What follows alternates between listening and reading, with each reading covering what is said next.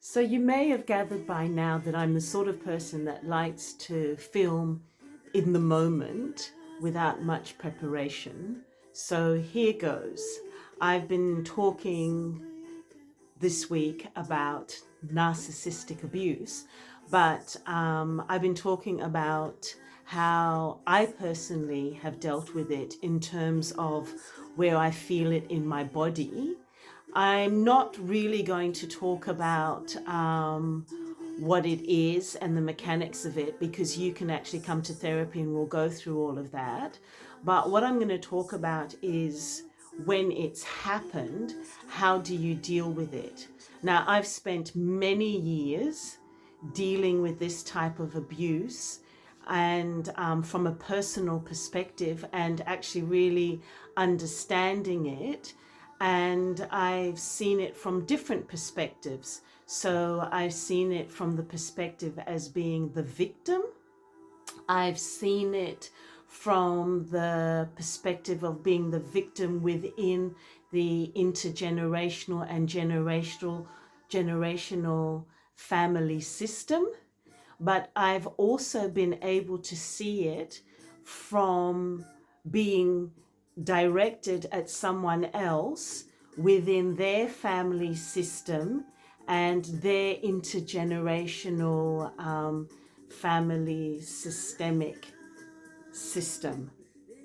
So I've been able to see it from different perspectives, but I've also worked with clients who have narcissistic tendencies. So I've been able to see their perspective of what they are doing, and because they are narcissists, it is impossible for them to be empathetic and put themselves into the other person's shoes. It is they just cannot do that. But also their narrative is so distorted that they believe their distortion. So I've really been able to see it, to understand it from different perspectives. But when it is directed at me, I still feel it. Now, I try not to get myself into these situations, but sometimes I cannot help it because I'm dealing with people within a family system that are still playing this game. So my recent experience it was directed at me. It was actually focused at someone else who I love very dearly, and they wanted to get him, but they directed it at me to get him. So I was aware of this. We're both aware of this. We understand it. We saw the behavior. We acknowledged the behavior.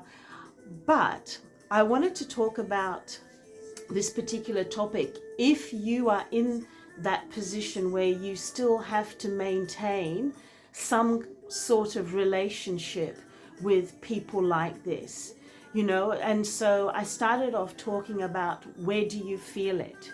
Now for me, I had initially, prior to the occasion that I had to be present at, I felt it in my stomach, and I always feel it in my stomach. That's the biggest energy dumping area is actually within my lower intestinal area. So once I start getting a knot there, it's kind of like, prepare yourself. It's my body saying, prepare yourself for what's going to happen. And when it did happen, you can never imagine how it's going to happen, because I just don't have that kind of brain to orchestrate something like that. So when it happens, I'm usually in shock, and it'll take me a few days. And that's when the headaches come. And it's a reminder for me to actually go into my body and process what is actually happening, so that I can release what has happened. So narcissistic abuse is subtle. a lot of people might not be aware of it or they don't see it. The thing is that complacency, this is what I have recognized within family systems. They are aware of it and they see it, but they choose to be complicit. Because it's not happening to them, they decide that they are going to observe it and not say anything or do anything. Now, frankly speaking, if you see it and you don't say anything about it, then you are complicit to it and you are actually participating in it. Yes, involuntarily, you are participating in something that is hurting someone else. So everyone within that interaction has a part to play or as part of responsibility. Everyone is affected. And that's why this kind of abuse, especially when it runs through families, is really difficult to deal with. And I have to say, you do need help. You do need a therapist. You do need a therapist that understands intergenerational bullying, narcissism, so they can help you sort and navigate your way through it. If you're a victim, then you definitely need help. The difficulty is the perpetrators do not see them as themselves. They will not, or they choose not to. And yes, they choose not to, because in my circumstance, the head of the abuse knew exactly what they were doing and they actually admitted it.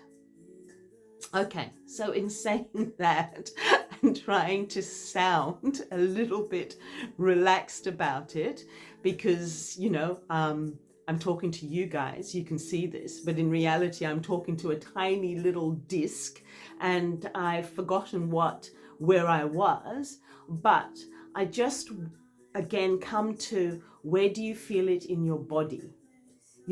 Because it's really important because you are embodying that abuse and that needs to be released. So ways to release it are speaking about it, seeking therapy, doing somatic exercises, yoga, seeing a somatic practitioner who can work with releasing this stuff from your body is absolutely beneficial and fantastic work. So the thing is that if you feel that you have experienced this kind of abuse, but you're not sure and you need to talk about it with someone, please book in a session. Now, the next video I'm going to make is from the perspective of the Sangoma and energetically.